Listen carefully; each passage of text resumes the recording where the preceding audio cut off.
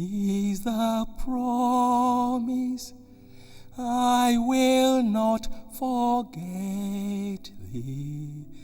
Nothing can molest or turn my soul away.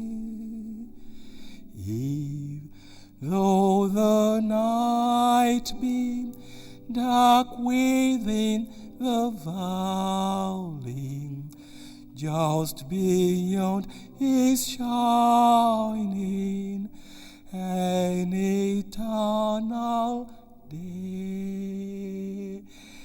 I will not forget thee or leave thee. In my hands I'll hold thee. In my arms I'll fold thee. I will not forget thee or leave thee.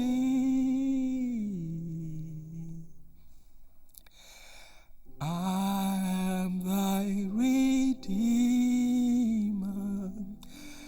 I will care for thee.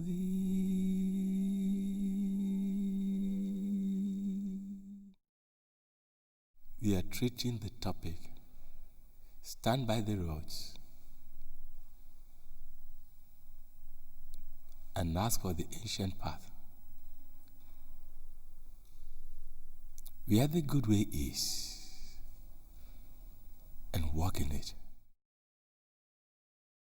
Good evening. As you open this, Deuteronomy chapter 31, verse 8, which says, "It is the Lord who goes before you. He will be with you. He will not fail you or forsake you. Do not fear or be dismayed." Those are the words of the Lord with which Moses used to encourage the people on the day of their covenant with God, and on the day that God spoke to Moses that he has appointed Joshua to lead the people. On the day that he told Joshua to be prepared to be commissioned by the Lord.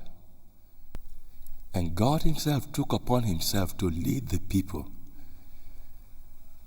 He made the promise.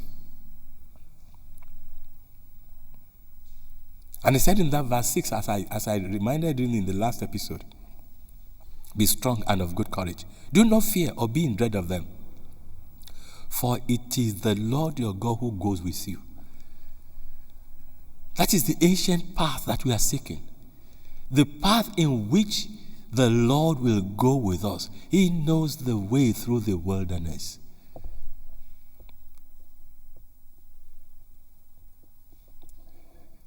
He knows the way through the wilderness.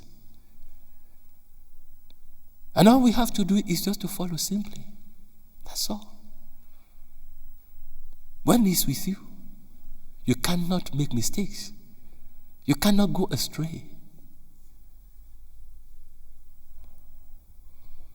And it is perfectly in order when you sing, "Guide me, O thou great Jehovah, pilgrim through this barren land.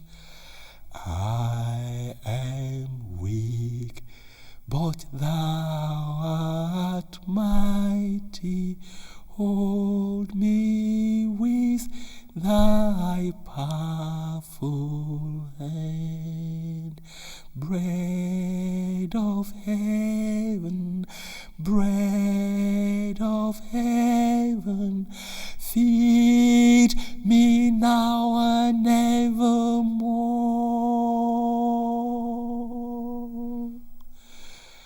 Feed me now and evermore.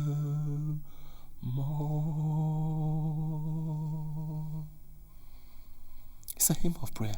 Guide me through the way where you have guided and gathered all our spiritual fathers, and they started and ended their journey on the pilgrimage excellently. There's no other way. We cannot do anything on our own. It is bound to fail. The psalmist walked along this same route. The psalmist walked along this same route, the narrow path. That is why in his meditation day and night, the Spirit of the Lord led him into serious prayers called the Psalm. Again, some people have ignored the Psalms these days. In Psalm 127, the psalmist has this to say: unless the Lord builds the house, those who build it labor in vain. Unless the Lord watches over the city, the watchman stays awake in vain. In other words, whatever your aspirations, either for God or for yourself, whatever your ambition or desires, the realization of them is in the hands of God. Another passage in the Bible says, the plan of the mind belongs to the man, but the execution thereof belongs to God. You can plan, but God can destroy your plans. And that is why it is in order, before you make the plan, to seek the face of God, to inquire from God what He has planned for you, and to walk in it. That's why at this time of Lent, just stand by where you are, which is your own road, and look and ask God, where is the way, ancient way that you have planned for me before I came to this world? Let me see that road, and I walk in it, and it's going to be all right. For you immigrants in this country that slave away and work 24 hours, 7 days, 3 jobs per day, because you want to prosper, that's your effort. But this is what the Bible has to say in verse 2 of the same Psalm 127. It is in vain. It is in vain that you rise up early and go late to bed, eating the bread of anxious toil, for He gives His beloved sleep.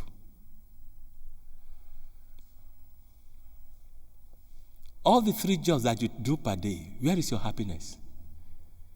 Where is the money that you have been making? You are eating the anxious bread of toil, buru. They lead you nowhere. You are not better off than you came. Even if you have 6 houses, they belong to the mortgage society that gave you the money. All the jobs you are making is to pay debt. And your debt accumulates from day to day. And you become anxious. You are restless. Then high blood pressure, stroke, rheumatism, for standing up too late in ice cream factory.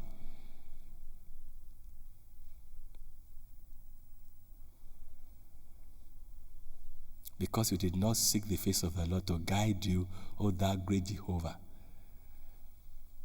You did not remember to pray to the Lord, feed me now and evermore. But those whom He loves, He gives them sleep.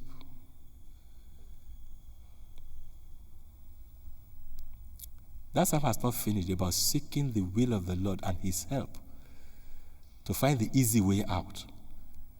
Verse 3 says, sons, that is children, are a heritage from the Lord. The fruit of the womb are reward. You've been barren for ages. You've tried to have children, but you have not succeeded. You've gone from hospital to hospital. Like the woman with the issue of blood. The Bible says she has suffered from the hands of many physicians. Operation upon operation. The Bible said, and she has spent everything she had, and she grew worse and not better. But the day she had the sense to touch the hem of Jesus' garment, it was all over. God healed her. In the earlier episode, we spoke about Abraham and Sarah. You saw at the age of 90 how God touched Sarah's womb. He visited Sarah, an old woman with a ruptured womb. She conceived and bore a child. Seek that ancient path. Let God be pleased with you, because he says the fruit of the womb is a reward. Sons are a heritage from the Lord. He says in verse 1, like arrows in the hand of a warrior are the sons of one's youth. Happy is the man who has his quiver full of them. Happy is the man who has his quivers full of them.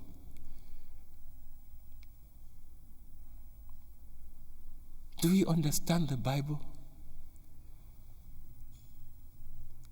We leave the Bible and we listen to people. The other day I sat down and I was thinking, many thoughts came to my mind. And for the first time, my eyes were opened and I saw the foolishness of human being. And it came to me for the first time that many, many parents have lost the blessings of their lives in ignorance. They allowed the propaganda of the social, political correctness to deprive them of their joy in their latter years. They allow financial considerations, money value, to determine how many children they will have. The consensus now is once you have had 2 children, it's enough. You ask them why, they say because of money. How do you look at them? It's foolishness. It's absolute foolishness. And I'm talking seriously. It was like my eyes opened to how people have lost. Many people do not know that it may be your 5th child or your 7th one that will be a blessing for the whole family. But you stopped at 3. And the 3 that you have, they may do well, but they were not, none of them was to raise your name. It's probably the 5th or the 7th one, or even the 10th one, that will raise your name to the whole world to hear. The Catholics have a point, a very strong spiritual point, for advocating against abortion and even family planning. Because in this world, let us forget the bias. We have seen many people in this world. Look at the Jews. They do have many children, and they are blessed by God. I know what the economists will say. I know what the social planners will say. They are but men. Even if everyone in the world has 1 child each,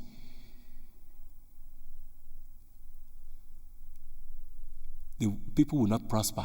Because what is causing lack of prosperity is the greed of a few that take what belongs to many. It is not that the earth cannot support the life on it. It's the greed. For instance, when a man, because his chief executive officer, earns £1 million plus per year, and those who are producing in his factory earn only 10,000 per year, it is not God. It is the greedy man. You know what they tell me? They say the chief executive of that chief executive man, he went to university for 3 years, he studied. So he deserves it. And I say to them, you are talking rubbish. The fact that you go to university doesn't make you a superstar. You don't go to university because you want to earn money. And in those days, the university you went to, the government paid for it anyway. And because you went to university does not mean that you have anything in your head. Most of the developments in the world have not been developed by graduates, but by conscientious workers. If you remove all those who did not go to university, from industry, from factories, the world will collapse. There's a measure of fairness. The same thing with the accountants. Because they have become experts at massaging figures, which crudely put fraud in a legal way. And they wangle the accounts of their companies like Enron. And everybody looks at them as people. Blue chip company, white chip company. What about purple chip?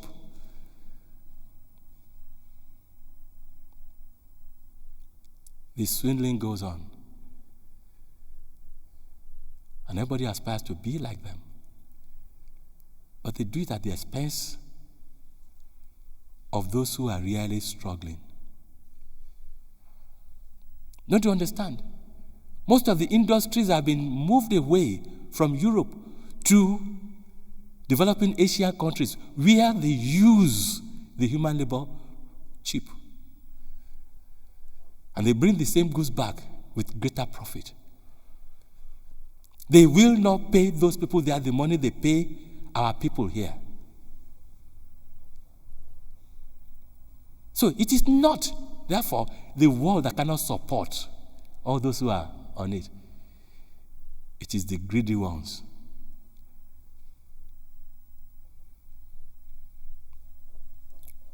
Who go by the rule of winner takes all.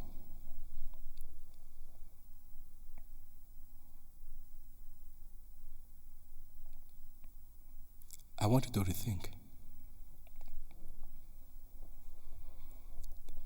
Children are a heritage from the Lord. The fruit of the womb are reward. This is part of the narrow way we must go through. God is in need of good children in this world. We have a lot of bad children. See, the thing is that the devil keeps pumping children into the world. Many children in the world today, if you are going to use the right word for them, are really, really, really spiritual bastards. They were conceived by the devil. They were conceived under orgies, rituals. The devil doesn't care how many children he pumps into the world. The more the better, because the more they will destroy the world.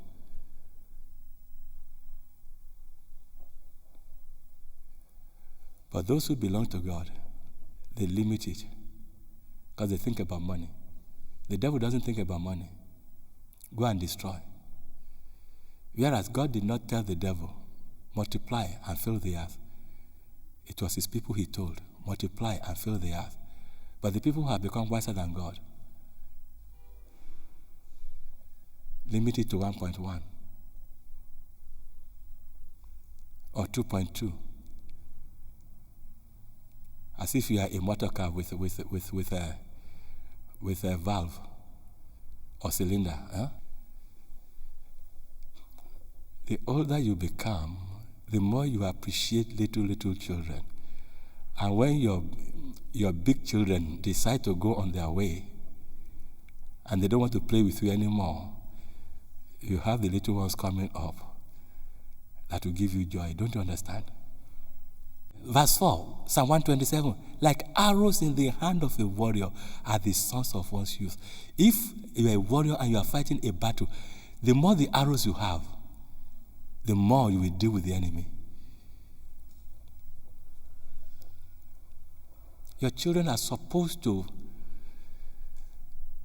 I don't want to use the word take care of you, but to defend you against your enemies, to stand up and fight for you, to protect what you have. The more you grow older, the less you have to do. If anything happens, your children should say to you, Mom, Dad, don't worry yourself. Leave it to us. No, don't talk. We will handle it. Those are arrows. But today, some of them will want you to even handle their own. The Bible says in verse 5, happy is the man who has his quiver full of them. Happy is the man who has his quivers full of them. Now, understand what I'm saying. I'm not talking about people having many children. That's not what I'm talking about. I'm talking about people having many children from the Lord as blessing from the Lord. I make a distinction. If you just have children like rats and they come from everywhere, they will be a sorrow to you. They will destroy you. But if you have children that really and truly were given to you by God, you're happy forever. That's what the Bible says. Happy is the man who has his quiver full of them. He shall not be put to shame when he speaks with his enemies in the gate. He shall not be put to shame. You cannot go anywhere unless God goes with you. Moses said to God, when God said to him, you have found favor in my sight, go. Moses said to God, you have not shown me who will go with me. And God said to Moses, the angel of my presence will go with you. And Moses said, thank you very much, sir, but that's not enough. We will not go unless you go with us. Because that's the only way that the nations of the earth will know that we are distinct from them. That is the way to go. That is the way our forefathers went. And God also promised that he will send one man to lead them, Joshua. But Joshua is not going to be enough for them. That's why God said, for it is, second half of verse 6, Deuteronomy 31, for it is the Lord your God who goes with you. He will not fail you or forsake you. And verse 8 says, it is the Lord who goes before you. He will be with you. He will not fail you or forsake you. Do not fear or be dismayed. That's the way to go. Let's move on now. When God says, I will go before you, what does it mean? Does it mean that he will be going in front and you'll be coming behind him? That's not what it means. No, that's not what it means. What God means is he will plan ahead. He will plan ahead for you. He will always be one step ahead of you, so many steps ahead of you. Before you get to a place, he has planned all you need there. Then, while you are there, the next place that you are going, he has planned again all that you need there. That's going before you. Making all necessary provisions that you will meet. Meet where? In any place that he asks you to go. Not in the place that you choose to go. If you go where he did not ask you to go, you are going to see nothing there. Because he will not put any provision there.